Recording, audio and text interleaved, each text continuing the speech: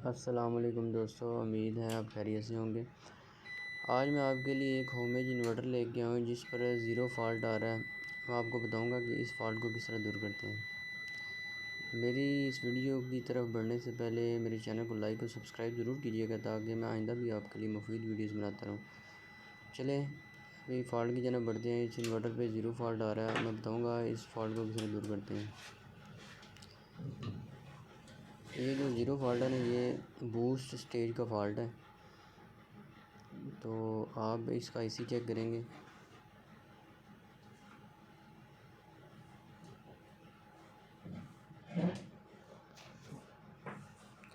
आपने एक मल्टीमीटर लेना है। मल्टीमीटर से आपने आईसी के पॉइंट को चेक करना है, उसके पॉइंट शॉर्ट तो नहीं। अगर आईसी के पॉइंट शॉर्ट हैं तो आपने उस आईसी को रिप्लेस करना है।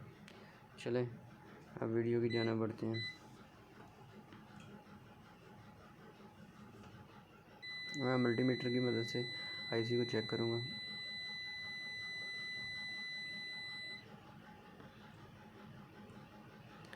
मल्टीमीटर से चेक करने से पता चला है कि ये जो आईसी है 3525 ये फॉल्टी है। अब मैं इसकी जगह की नया आईसी लगाऊंगा। काविये की मदद से पहले मैं इस आईसी को इस पोर्ट से निकालूंगा, फिर एक आईसी बेस लगाऊंगा ताकि काम के दौरान अगर फ़र्ज़ किया ये आईसी दोबारा ख़राब हो जाता है तो इजीली मैं चेंज कर सकूं। सबसे पहले मैं 16 पिन की आईसी बेस यहाँ पर लगाऊंगा, उसके ऊपर आईसी फिट करूंगा।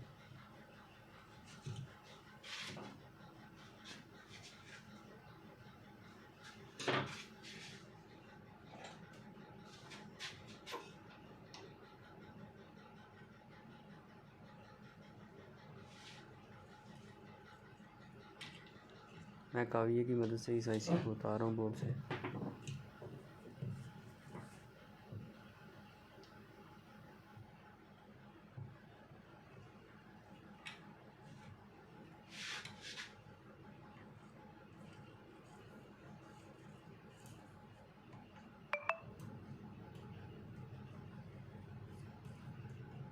दोस्तों आपने बड़े एहतियात से इस आईसी को उतारना है क्योंकि आईसी के आगे पीछे एसएमडी कंपोनेंट लगे हुए हैं, छोटे छोटे रजिस्टर कैपेसिटर।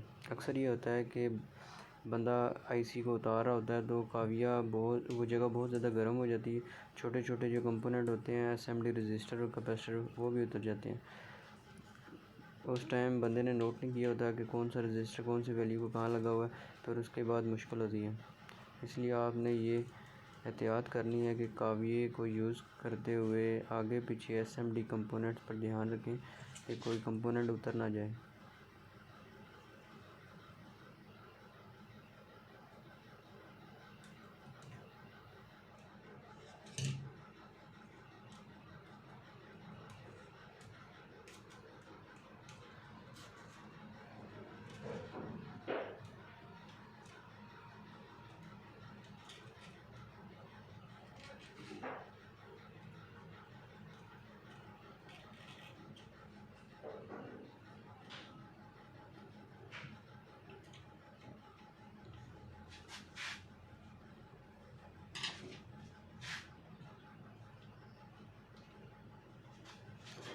ये देखिए दोस्तों आईसी उतर गया।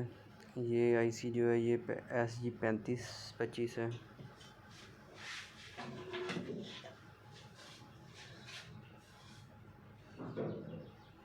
दोस्तों आपने बड़ी एहतियात से आईसी को उतारना है क्योंकि यहाँ पर बहुत ज़्यादा एसएमडी कंपोनेंट्स लगे हुए हैं। अब मैं शक्कर की मदद से पॉइंट को साफ़ करूँगा।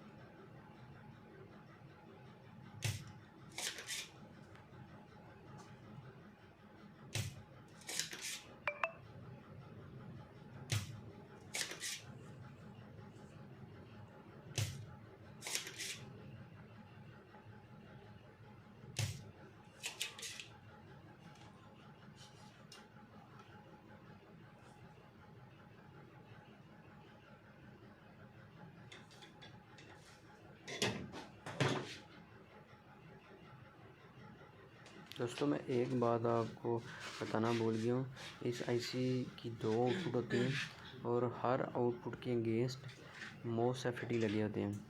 मैंने ये वीडियो से पहले ये MOSFET चेक कर लिए थे, MOSFET बिल्कुल ठीक है। आपने इस आईसी के ग्रास इसकी आउटपुट पर जो 3 MOSFET लगे हुए हैं बूस्टर स्टेज के ऊपर, आपने उन MOSFET को लाजमी चेक करना है।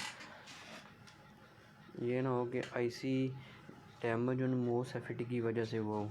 सबसे पहले आपने MOSFET चेक करना है, फिर उसके बाद आपने आईसी चेक करना है। अगर MOSFET डैमेज है तो MOSFET का नंबर देखना है, उस सेम नंबर का MOSFET लगा देना है। उसके बाद आपने आईसी को रिप्लेस करना है, क्योंकि मैंने ये MOSFET पहले चेक कर लिए हुए थे, MOSFET बिल्कुल ठीक थी। इस बोर्ड में मेरा आईसी डैमेज है, इसलिए मैंने आईसी को निकाला है। अब आईसी में रिप्लेस करने लगा। आईसी को लगाने से पहले मैं आईसी बेस लगाऊंगा 16 पिन की, ताकि आइंदा अगर ये यूपीएस ख़राब हो तो इसकी रिपेयरिंग आसान हो जाए, प्लग एंड प्ले हो जाए। अब मैं आईसी बेस ढूंढ रहा हूँ, 16 पिन की मैं आईसी बेस लगाऊंगा। यहाँ इस बोर्ड के अंदर यहाँ पर बेस लगाना थोड़ा मुश्किल काम है, क्योंकि बड़ी कंजेस्टेड जगह है। सबसे पहले मैं कैपेसिटर उतारूँगा, फिर वो मनफी वोल्टेज की 12 वोल्ट नेगेटिव की तार है, ग्राउंड उसको उतारूँगा। फिर यहाँ पर आईसी को सोल्ड करूँगा, फिर उसके बाद हम चला के चेक करेंगे।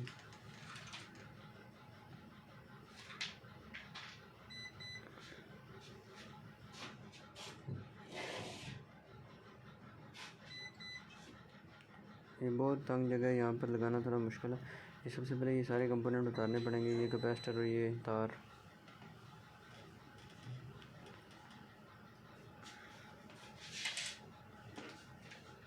आपने दोस्तों वीडियो को आखिर तक देखना है।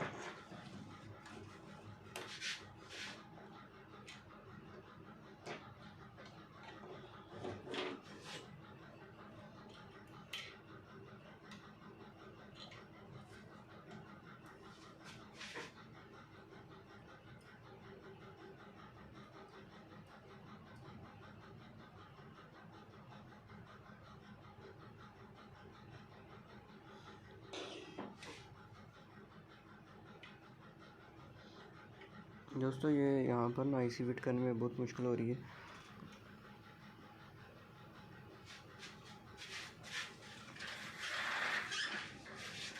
आईसी को लगाने से पहले इन कैपेसिटर और इस तार को उतारना पड़ेगा। अभी मैं एक ट्राई कर रहा हूँ, अगर तो आईसी इजीली लग जाता है तो ठीक, नहीं तो फिर मुझे ये कैपेसिटर जो 12 वोल्ट के कैपेसिटर लगे हुए हैं 4, इनमें से 2 कैपेसिटर उतारने पड़ेंगे।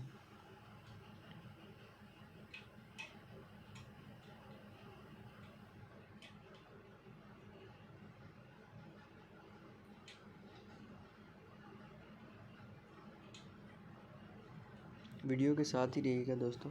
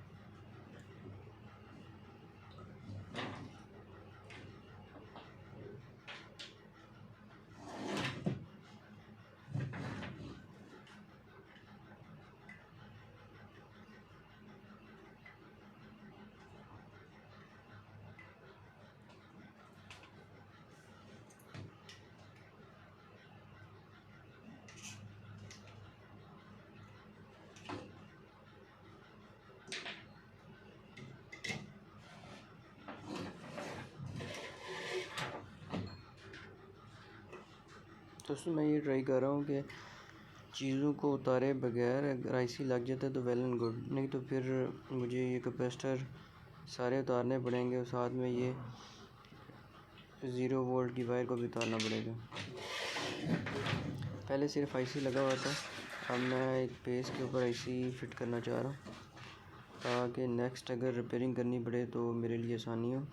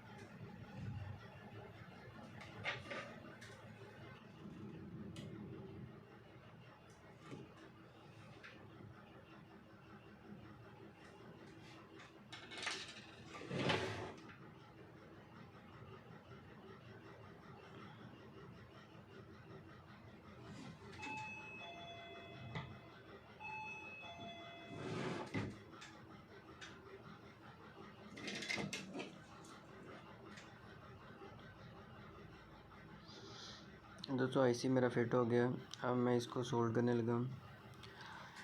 फिर इसके बाद मैं यूपीएस को जला के चेक करूँगा देखूँगा कि फॉल्ट जो दूर हुआ कि नहीं।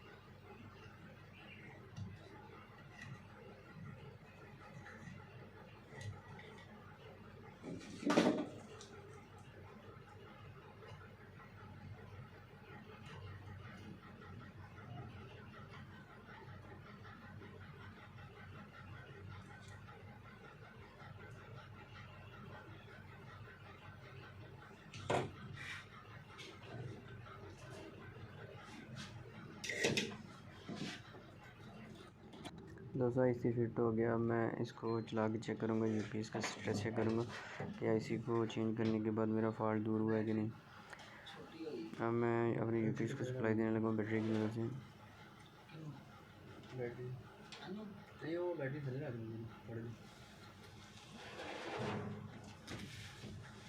चेक कर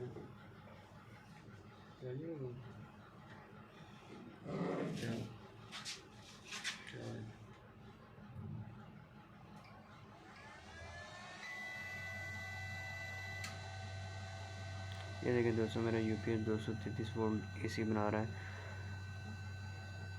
इस यूपीएस में वो आईसी का ही फॉल्ट था जो दूर हो गया। दोस्तों मेरे चैनल को लाइक और सब्सक्राइब ज़रूर करें ताकि मैं आइंदा भी आपके लिए मुफीद वीडियोस बनाता रहूँगा। आपको इंशाल्लाह मैं इन्वर्टर के तमाम फॉल्ट के बारे में बताऊँगा कि उनकी रिपेयरिंग किस तरह करनी है। दुआओं में याद रखिएगा। अल्लाह हाफिज़।